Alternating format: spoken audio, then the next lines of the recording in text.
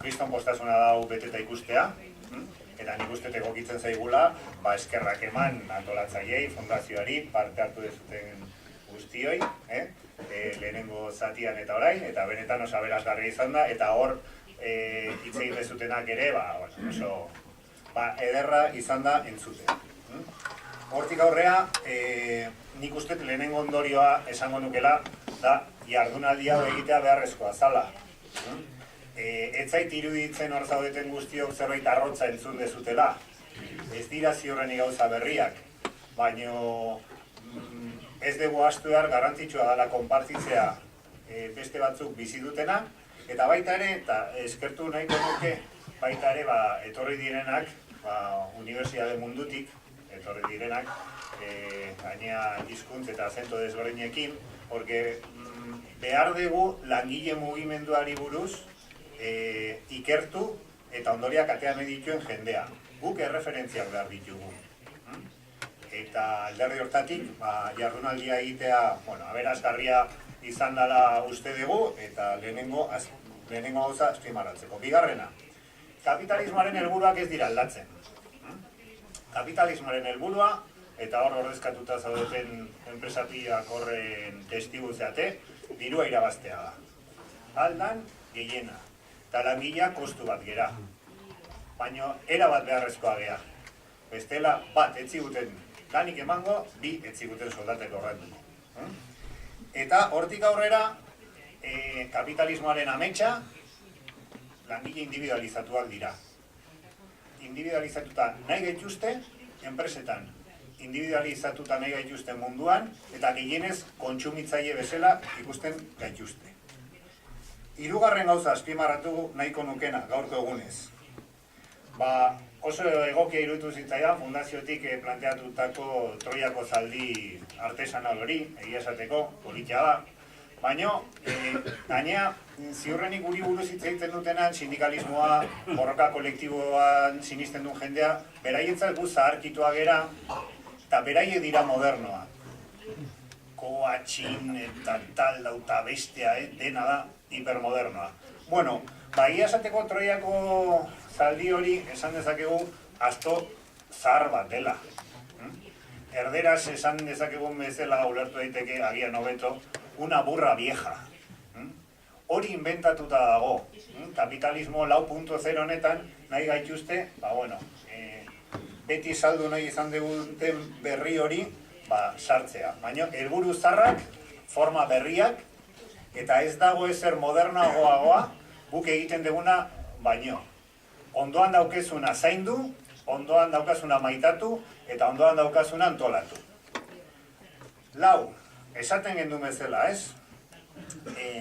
Hitzak eta asko hitz egin dugu, eta lehenengo orduan ere, gaina oso modernoa omen da orain esplotazioari inglesaz hitz potolok eta koatx eta olako gauzak sartzea, ez? Hemen, Bill Gates aipatu dezakegu, Jobs eta bere garajea ere aipatu dezakegu. Euskal Herriak ere aportazionak inditu munduan zehar, hor geneukan López de Arriortua, oin dela urte batzuk. Orain ere Koldo Saratxaga badaukagu, hauek buruz hoiei peineak esaltzeko makina badira, jende guzti hau. Baina, nahi dute gizartea eraldatu. Eta nahi dute ez bakarrik jendea esplotatu. Baizik eta kapitalismo 4.0 honetan jendea autoesplotatzea nahi dute. Eta mentalidadeak aldatzen dituzte. Atzo gauean, etxean neola aiatu zitzaidan mezu bat, eta tweet bat aiatu zitzaidan, eta alderdi hortatik, orain badakigu kanpaina politikoa dagoela. Eta normalean, kanpaina politikoetan, politikoek ez dute askotan esaten pentsatzen dutena. Oso politikoki korrektoa dira eta gauza politiak esaten digute eskubi asko edukiko ditugula eta gaina impostu gutxigokin eta ez gauza guzti horiek. Baina tuit horrek pertsona garrantzitsu batek idatzi zuen. Eta nik uste asko adierazten dula nola ikusten duten batzuek mundua. Pertsona hau nahi rementeria da, nire tokaioa, eta Bizkaiko diputatu generala da.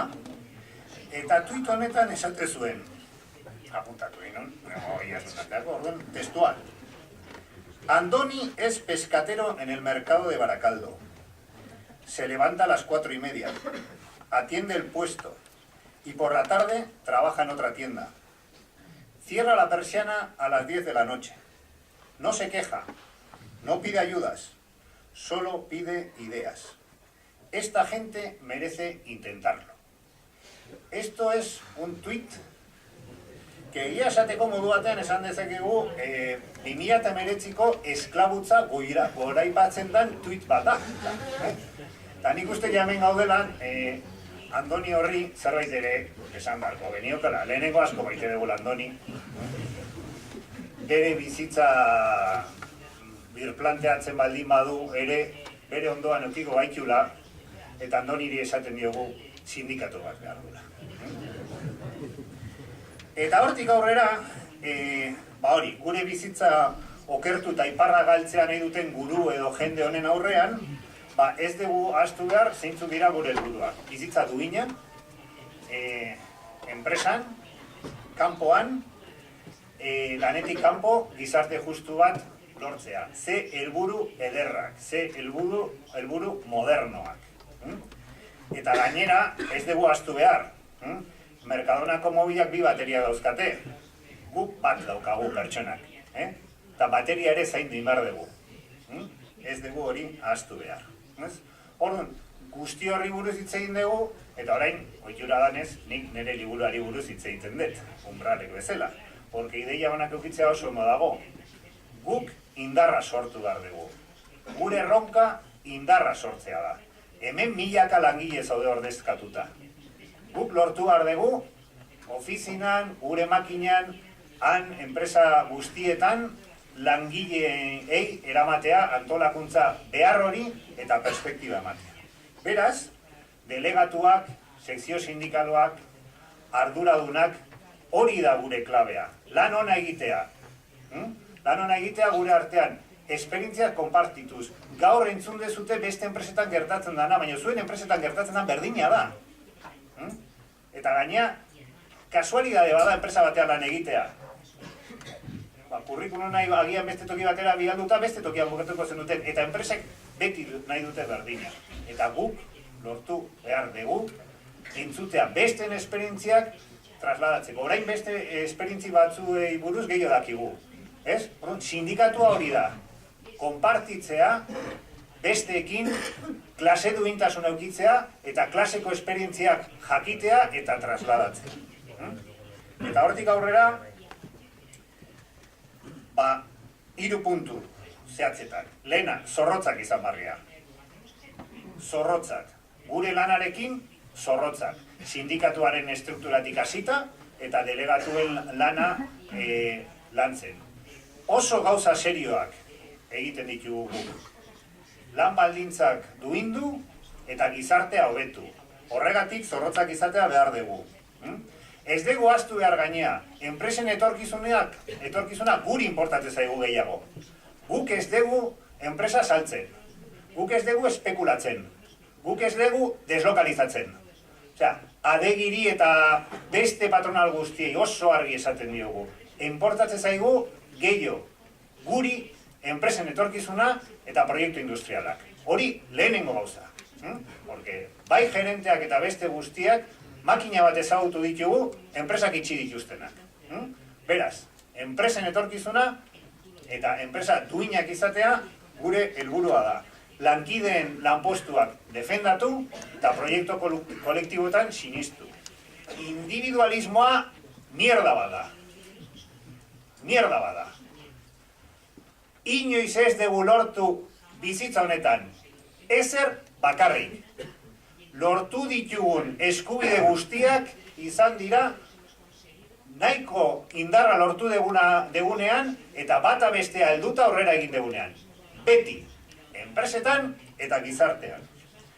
Lan prekarioa borrokatu behar dugu. Prekario baten ondoan elako delegatu bat egon barko luke, berari laguntzen eta prekarietate horretatik ateatzen. Hori da gure helburua. Eta dudari gabe, langileak lortzen dugu eta sortzen dugu aberastasuna. Langileak. Ez dago aberastasuna langileri gabe. Guk ez dugu espekulatzen. Guk ez dauzkagu kontuak Suizan Eta guk ez dugu egiten ingenieria fiskala.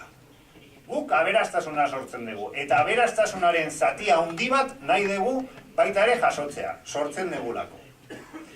Bukatzeko, 2019ko maiatzean gare. Bueno, batzutan ematen du gizartea txoratuta dagoela. Eta, bueno, kontsumismoa, esan ditugun gauza guztiak, ultraeskuina oso potente, gaina bere fokoa langileen gan jartzen du, ultraeskuinari etzaio ez zer importa. Langileak inoi etzaizkio importa, egoismoa, individualismoa, eta guk gaur egiten dugu jardunaldi hau. Eta ez dugu ahaztu behar zertarako egin dugu. Botere kolektiboa sortzeko, langileak gizarte hobeago bat eta gizarte hau eraldatzeko borrokatzeko prest gaudelako, enpresan eta enpresatik kanpo, eta bukatzeko aitortza bat. Porque ziurrenik munduan ez dira kontutan hartzen pertsonak garrantzitsuenak. Hemen Bill Gates, Harri Hortua eta guzti horiek. Eta pertsona garrantzitsuenak gure ustetan dudarik gabe Euskal Herria eraikitzen eta mundu hau eraikitzen dira enpresetan dauden delegatuak. Zuek zeate 2019ko eroiak. Punto. Ez dago besteik. Eta hori ez dugu ahaztu behar. Ez gosariak gerentearekin, ez mandanga guzti horiek.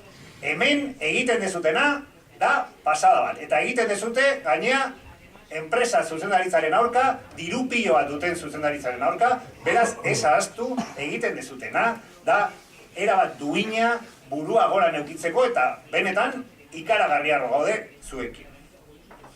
Eta bukatzeko, porque ya nahiko da hil denboraz, baina gauza horiek ez dira ahaztu behar. Ziurrenik oihartzun aukiko do egiten ari garena gaur eta batzuk ikusiko dute eta esango dute hauek 19. munduko hauek elkartu dira hemen eskubidei buruz hitz egiteko. Bai, 21. mendean ez dago ezer modernagoa. Beraz, hoixe, 1000 arrazoi dauzkagu borrokatzeko, segi horretan eta 17 minutu lehenago bukatzen dugu. Eutsi eta eskerrik asko.